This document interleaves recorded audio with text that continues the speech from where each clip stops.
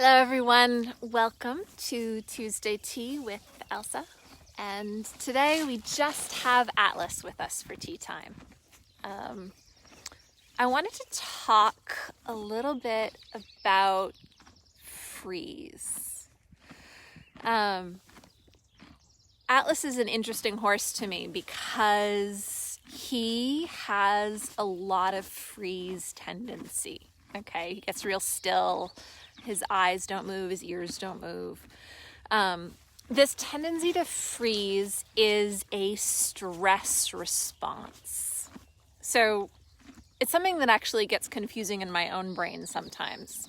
Freeze is not stress. Freeze is a response to stress.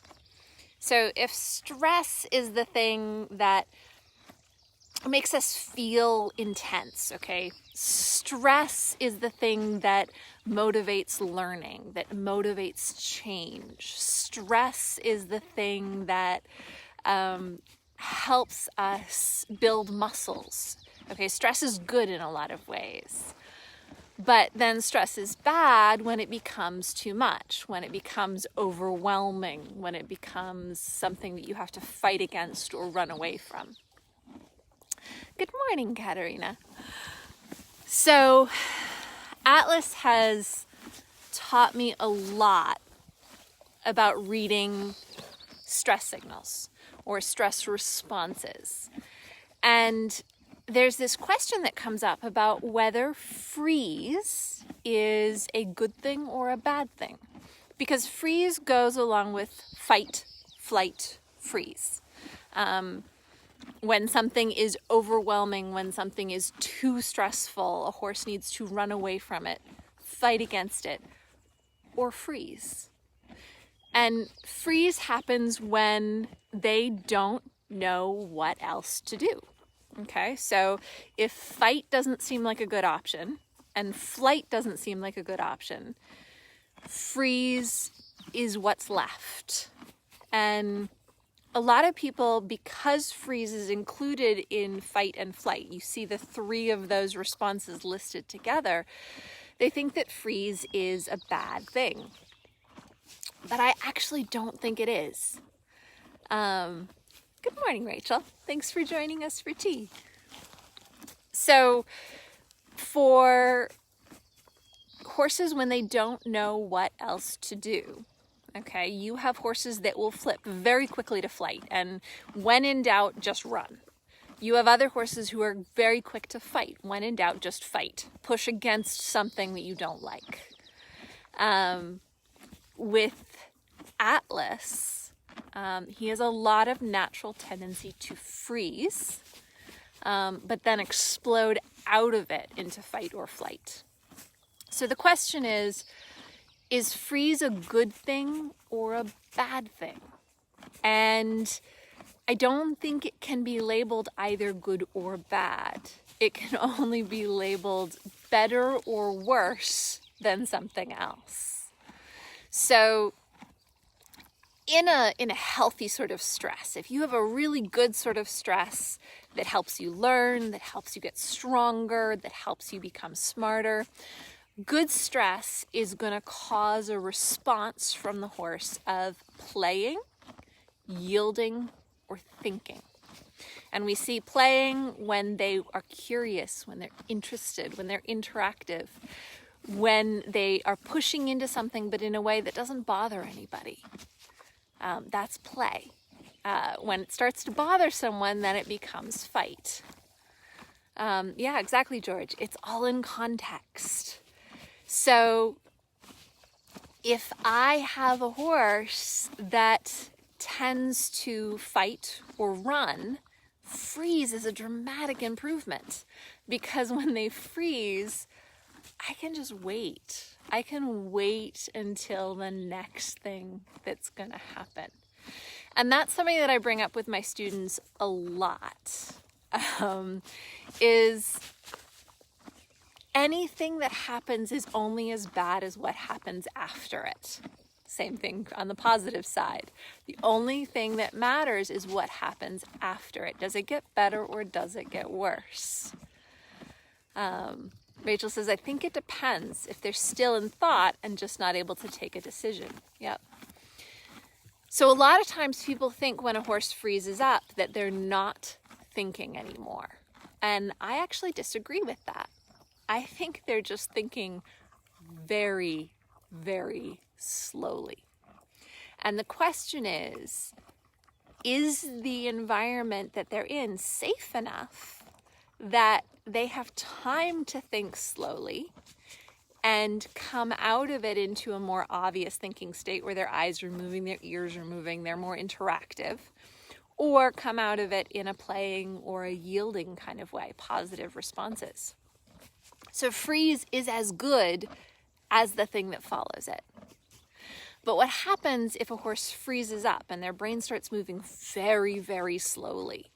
They're thinking, but if pressure continues to build and they don't know what to do with it, eventually they're either going to have to fight or run. And so, of course, freeze is not going to be good if the next thing that's going to happen is fighting or running. At least not good for a relationship. It might be good for the horse individually to save their own skin.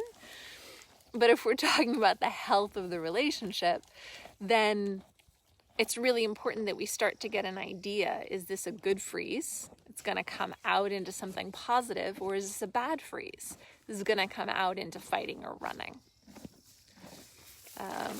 Yeah, Katerina, you know, when Shady gets stressed and the running and throwing her body around, it's hard to deal with. But freeze, in comparison, is pretty easy, at least if you're patient.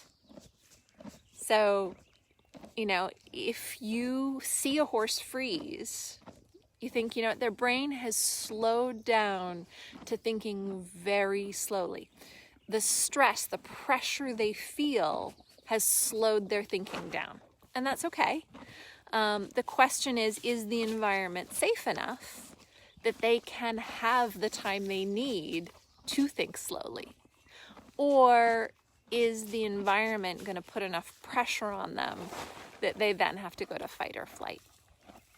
And so once you get an idea of your horse and the kind of freeze that is good freeze and the kind of freeze that is bad freeze, I actually really reinforce freeze when it's a good kind of freeze. And here's why. When stress becomes overwhelming, they have three options: fight, flight, or freeze. Now, of those three, I can handle freeze. Fight and flight is really difficult to handle if you don't have a halter or a stick or a bunch of food rewards to keep them focused, or, you know, all of these things that manage the fight and the flight. Freeze, you don't have to manage it. You just have to wait. And so if a horse has a good kind of freeze, I will actually reinforce that.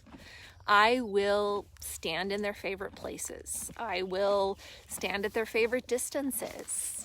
And when they are doing this kind of freeze, where they say, I'm overwhelmed, I can't do anything more, I say, freezing up is a great response to that. I much prefer that to the fight or the flight. So Connie, is there a point where they go catatonic? So catatonic is just the slowest of the slowest of the slow thinking.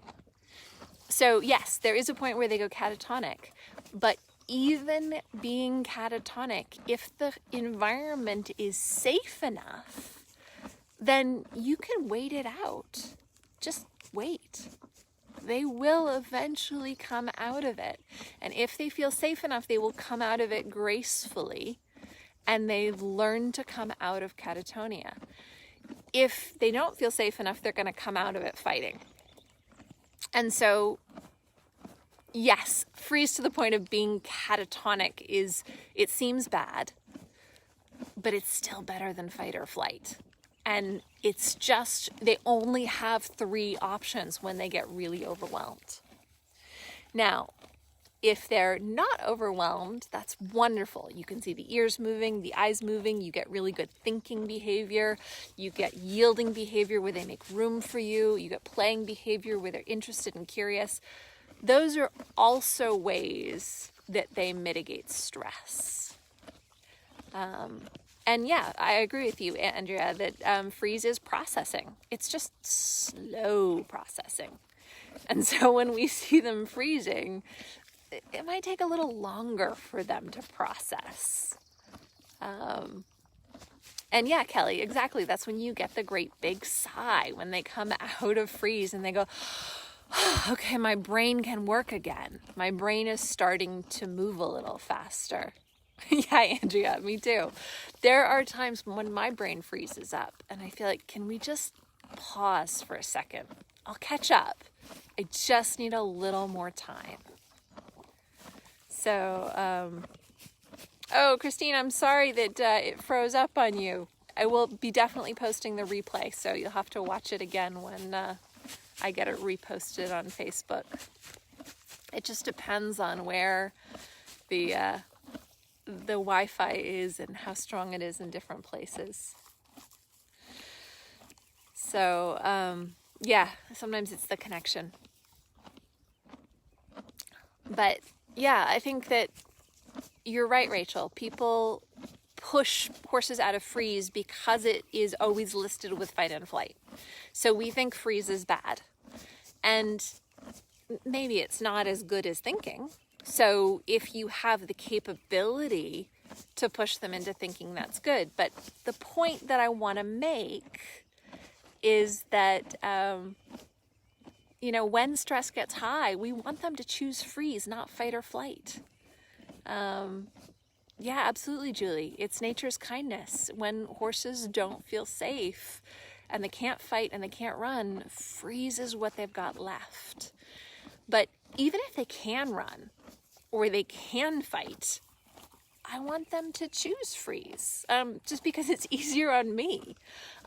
When they get overwhelmed, I want to know that I've reinforced the freeze enough that it's something they're likely to choose. Yeah, Atlas is chewing with a beautiful rhythm. He's developing a lot more confidence. I would really like to see his engagement a lot more, his curiosity build. He's a little bit stuck in self-focus as he eats, but there's nothing wrong with that. And so, there are all types of freeze, from the most intense sort of catatonic freeze up into the freeze where they just get a little bit stuck, to the freeze, I would consider Atlas a little bit frozen right now. He's eating, he's chewing, but his ears aren't moving. His ears are pretty stuck in that halfway back position, which says to me he's a little bit frozen in his self-focus. Nothing wrong with that. I'm actually really okay with that.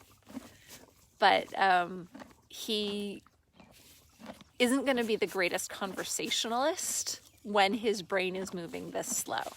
I would want his brain to start moving a little bit faster before we can have a really good conversation. But I'm going to make sure and reinforce the freeze enough that it really is his first choice, not the fight or the flight. Katerina, it just comes to how often you reinforce the thing that you want. You've got to feed the behavior that you like. Now, a lot of people talk about extinguishing the behavior you don't like, but I think it's way more fun to just pour in all the nurturing that you can to the behavior that you do like. So, these moments when I'm having tea with you guys and Atlas is eating hay behind me and he's a little bit frozen and everything's going pretty well and we're sharing time together, this is reinforcing that it's okay for him to freeze up a little bit. It's okay for him to only think about himself. So Lucy says, how do you step up of too much freeze when you've reinforced too much in the freezing state? That's a really easy question. I didn't read the whole question because I only get the first part of it on Facebook Live here, but you reinforce the thing you like. So when I was first doing freedom-based training, I reinforced thinking all the time. Every time the ears moved and the eyes were alight and bright and interested, that was the thing that I really focused on training and reinforcing. But then I started to realize the stress is going to get too high sometimes. And when the stress gets too high and my horse cannot think as fast as I usually reinforce, what's next? And that's when I started to reinforce freeze a little bit more. Yeah, George, not everybody likes to talk while they eat. Some of us just like to eat, and Atlas is enjoying his eating. So you keep feeding the behavior you like, reinforcing it, making sure that things go well and things get better when you get behaviors you like.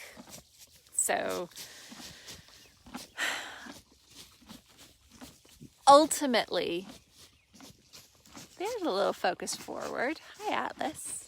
So he's trying to eat the hay that's right next to me, and so his ears came forward a little bit to check in with me, which is nice. You know, before you reach for the food that's right next to the person you're sitting with, you should at least, say hi. So if we think about the behaviors we want and we reinforce the behaviors we want, those are the ones that are going to come up.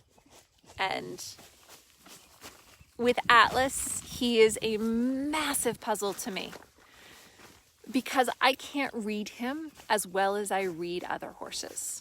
So whether it's a good freeze or a bad freeze is much harder for me to tell with this horse than it is with any of my other horses.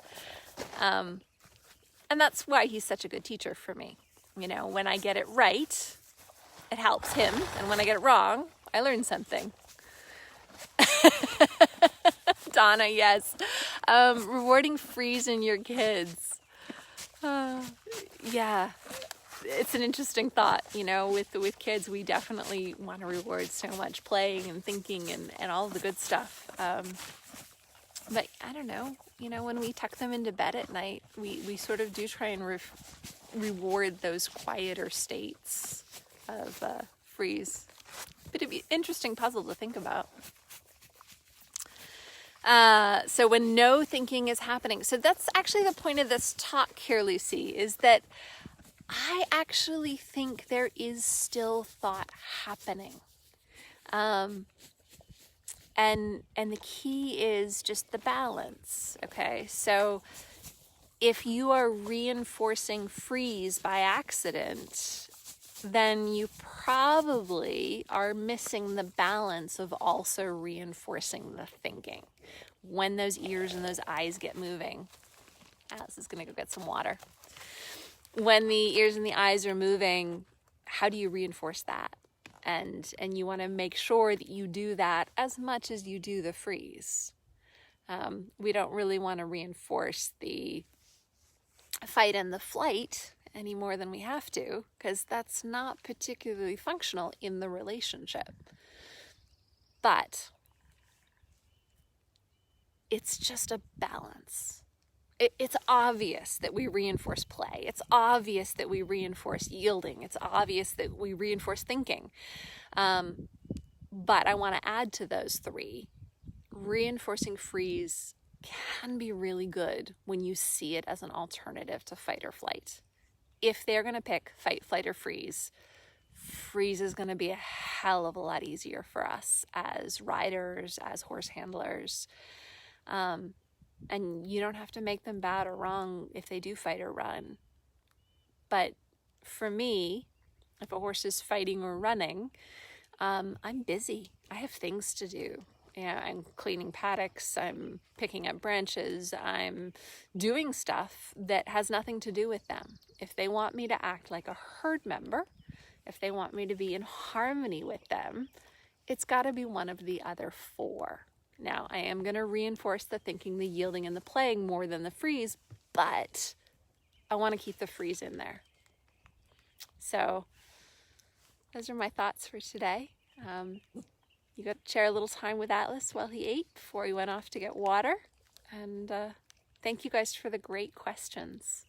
And if you have any subjects you'd like me to talk on next week, let me know in the comments. I'm always open to ideas. George says, do you find flight as running away or walking away is also flight? Flight is anything where they're trying to get away from you. So, you know, when I was filming the first movie, Myrna never ran away from me because she didn't have to. If she wanted to get away from me, she could get away from me at the walk. And as long as that's sufficient, that's the only flight you're going to see. Yeah, it's anytime they're trying to get away from you, that's flight. And if they've got to run to make it clear, they will. But if they can do it at the walk, horses are generally fairly energy conserving. So I'm sorry some of you guys had connection problems. Check back. I'm going to repost this on Facebook, and then it'll be up on YouTube later as well. Have a wonderful day, evening, nighttime, wherever you are, and I will see you all next Tuesday.